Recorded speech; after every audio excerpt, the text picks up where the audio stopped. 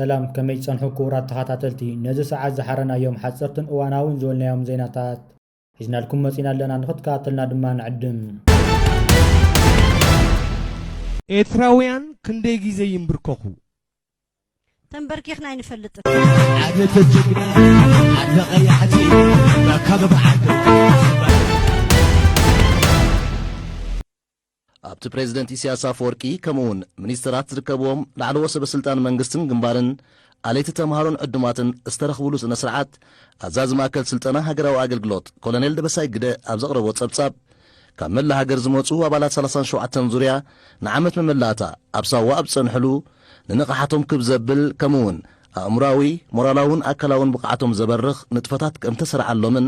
ብዓወት ከም ተዛዘመን ብምሕባር ኣጥሬሞ ዘለዉ ኩነለን ተለናዊ ተመክሮ ክዕቀብን ክተባብዓን ኣዘኻኺሩ ፕሬዝደንት ኢሳያስ ኣብ ዘስምዖ መደረ ድማ ናጽነት ሃገር ንምውሓዝ ዝተኻየደ ናይ ኣስታት 50 ዓመታት ጉዕዞ ዘረጋገጾ ቅያ ናይ ህዝቢ ኤርትራ ናይ ሕድሪ ክብርታት ከም ዝኾነ ብምጥቃስ እቲ ሕድሪ ሃገር ምህናጽ ምዃኑ ህንጸት ሃገር ድማ ኣቋራጭን መወዳእታን ዘይብሉ ናይ ወለዶታት ሓላፍነት ከም ዝኾነ ኣገንዚቦም ኣብ ዝሓለፈ 34 ዓመታት መዋዕል ናጽነት ንኹሉ ዓይነት ተጻብኦታት መኪትና ንዘላቒ ልምዓትን ረህዋን ወለዶታት ዝሓለፍናዮ ጉዕዞ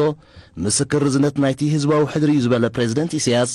ሃገራዊ ኣገልግሎት ተሰከምቲ ሕድሪ መንእስያት ነቶም ክብርታት ዓጢቖም ፍልጠትን ሞያን ሰኒቖም ኣብ ግብራዊ ስራሕ ተመክሮታት እናደርዑ ዘየቋርጽ ዕቤት ከም ዘረጋግጹ ንምስልሳል ዝዓለመ ከም ዝኾነ ኣነጺሩ ፍልጠትን ሞያን ደረት ግዜን ምቓንን ዘይብሉ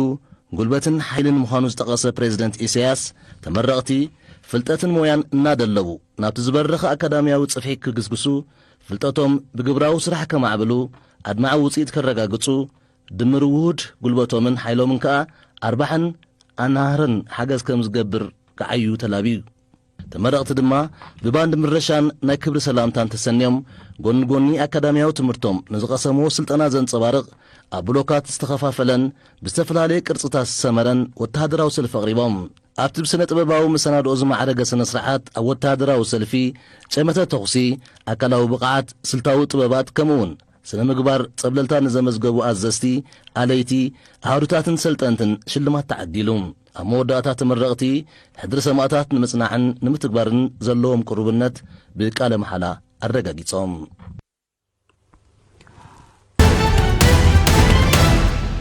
ኣብ መንጎ ግብፅን ኢትዮጵያን ተኸሲቱ ዝርከብ ዘሎ ጎንፂ ዲፕሎማስያዊ ምሳሓባትን ቃላት ኩናትን ካብ ግዜ ናብ ግዜ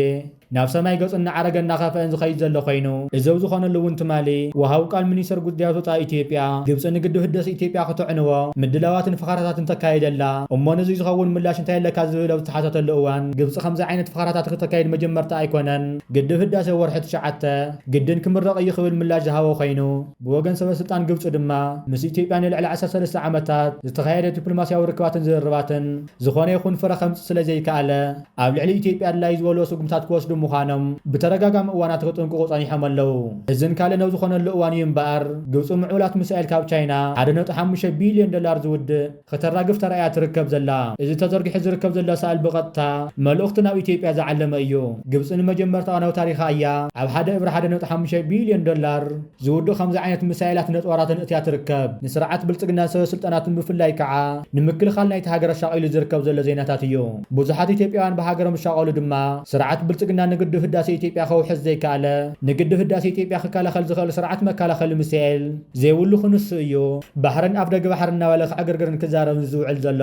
ግብፂ ንግድብ ህዳሴ ኢትዮጵያ ክትዕንዎ ቀሊል መንገዲ ከም ዘለዋ እያ ትገልጽ ምኽንያቱ ድማ ኢትዮጵያ እቲ ግብፂ ዘለዋ ጸወራትን ነፈርትን ዝከላኸል ዓቕምታት ዘይብላ ዝብል ትክፍተታት ዝገልጹ ጽሑፋት እናስፈሩ እዮም ዝርከቡ ዘለዉ ኣብዚ ሕጂ እዋን መንግስቲ ግብፂ ካብ ሃገረ ቻይና እትይዎ ዝርከብ ዘሎ ምዕቡል ሚሳኤል ከዓ ንስርዓት ብልጽግና ርእሲ ዘለታ ተወሰኸታ ዘባህር ኩነታት ኮይኑ እዩ ዝርከብ ግብፂ ብደረጃ ኣፍሪቃ ኣብ ቀዳማይ ደረጃ ብደረጃ ዓለም ድማ 14 ደረጃ ወታደራዊ ሓይላ ኣብ ቅድሚት ተሰርዐት ሃገር እያ ብተመሳሳሊ ዜናና ድማ መንግስቲ ኤርትራ ናይ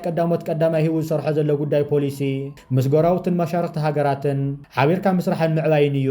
መንግስቲ ኤርትራ ን20 ዓመታት ኣገዳሲ ንጥፈታት ከካይድ ዝጸንሐ ኮይኑ ኣብዚ ሕጂ ግዜ ድማ ምስ ሃገራት ግብፂ ዝካየድ ዘሎ ጽምዶን ርክባትን መቐጸልታናቱ ኮይኑ እዩ ዝርከብ ኤርትራን ግብፅን ዝፈጠርዎ ወታደራዊ ምትሕግጋዝን ኪዳንን ንዘዋ ቀርኒ ኣፍሪቃን ማያት ቀይሕ ባሕርን ጸጥታዊ ውሕስነትን ዘረጋግጽ እንኮ መንገድን ምርጫን ስለ ዝኾነ ምስ ጉዳይ ዝተተሓዘ መርበብ ሓበሬታ ነቐፋ ፕረስ ለመውገጽ ኣገዳሲ ሓበሬታ ተፊሩ ይርከብ ኣሎ። ሓይሊ ባሕሪ ኤርትራን ግብፅን ኣብ ሓጸርቲ እዋናት ሓበራዊ ወታደራዊ ልምምድ ከካይዳ ምዃነን እዩ ኣብዚ ሓበሬታ ተፊሩን ገሊጹን ዝርከብ ዘሎ። ኣብ መንጎ ክልቴን ሃገራት ከምዚ ዓይነት ወታደራዊ ኪዳንን ምትሕብባርን ጽልኡ ቀሊል ከም ዘይኮነ እዩ ዝግለጽ። ኣብ ኤርትራን ዘዋቐርና ኣፍሪቃን ብደረጃ ኣፍሪቃን እቲ ዝሓየለ መከላኸሊ ሰራዊትን ዘለዋ ሃገር እያ። ስለዚ ድማ ክልቴን ሃገራት ዝፈጠረኦ ከምዚ ዓይነት ኪዳን ክልቴን ሃገራት ዝፈጠረኦ ግንባርን ንዘዋቐርና ኣፍሪቃን ማያት ቀይሓርን ምስ ምርጋ ቀሊል ዘይበሃል ጽልዋ ክህልዎ እዩ። ኣብዚ ሕጂ እዋን